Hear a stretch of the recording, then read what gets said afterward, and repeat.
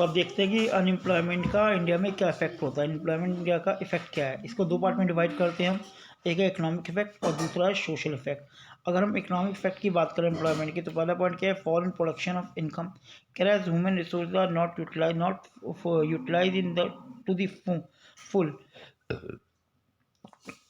There will be a loss of output and income in extent of the unemployment. तो जितने लोग unemployment है उतनी इनकम, आउटपुट का और इनकम का लॉस हो रहा है। लो level of saving and investment. अब एम्प्लॉयमेंट कम है तो लोगों की सेविंग कम हो रही है, सेविंग कम हो रही है तो लोग इन्वेस्टमेंट कम कर रहे हैं। It is because of the low level of income that people are not able to save, वो सेव नहीं कर पा रहे, invest sufficiently saving and investment and cost for decline the capital formation. अब क्योंकि सेविंग नहीं हो रही और फिर इन्वेस्टमेंट नहीं हो रही, तो इन्वेस्टमेंट नहीं होगा तो कैपिटल फॉर्मेशन नहीं होगा। कैपिटल फॉर्मेशन का मतलब नए नए स्कूल, बिल्डिंग, फ्लाईओवर, रेलवेज वगैरह का फॉर्मेशन नहीं हुआ क्योंकि इन्वेस्टमेंट के लिए पैसा नहीं है।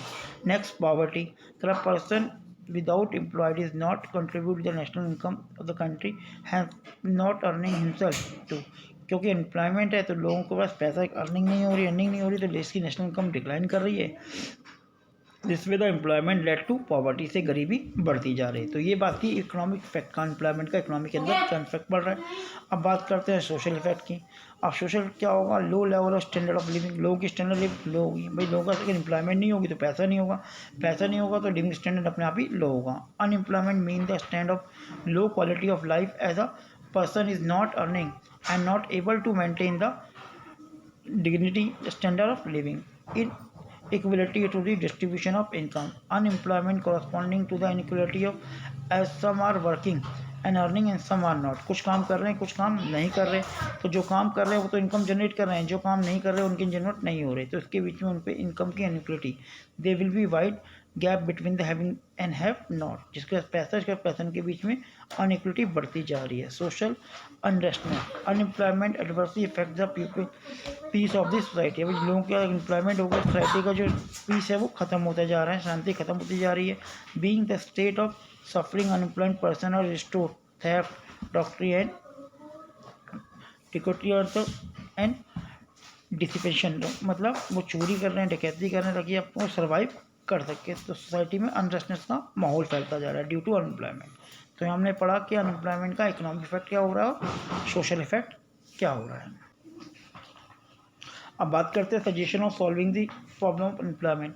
अनएम्प्लॉयमेंट को सॉल्व करने के लिए क्या क्या सजेशन दिया सकते हैं। तो सबसे पहले कह रहा है unemployment is a serious problem of the country and solving the problem the biggest challenge of the country. अब इसमें सबसे पहले पॉपुलेशन कंट्रोल करेंगे तभी एम्प्लॉयमेंट को थोड़ा कंट्रोल कर सकते हैं, क्योंकि जिस रेट से पॉपुलेशन बढ़ रही है एम्प्लॉयमेंट अपॉर्चुनिटी उस रेट से नहीं बढ़ रही, तो उनके जो बीच का गैप है वो एम्प्लॉयमेंट हो रहा है। तो there the urgent requirement to control the growth rate of population so as the addition of the existing labour force can be reduce.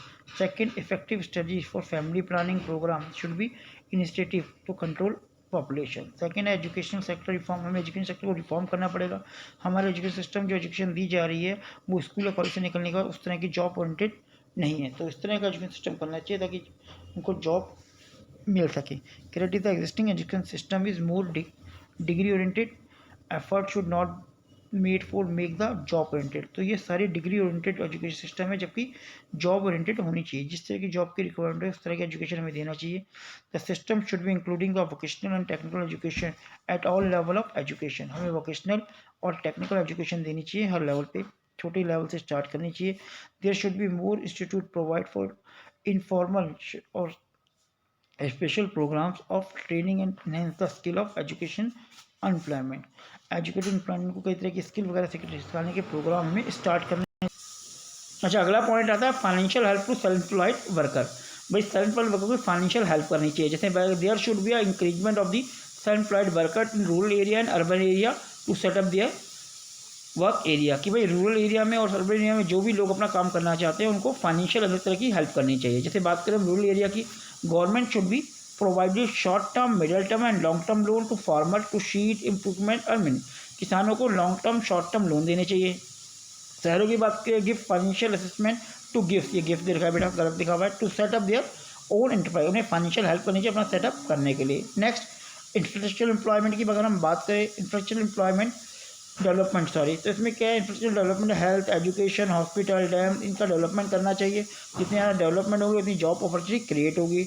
and if these facilities develop in right direction, these should be enable to overall development of the economy. से overall economy का development होगा, it will open many events worker, कई तरह के काम create होंगे, job create होंगी, and these work being increase the output of and generate employment opportunity and thus helping to solving the problem of unemployment, जिससे employment problem solve हो जाएगी.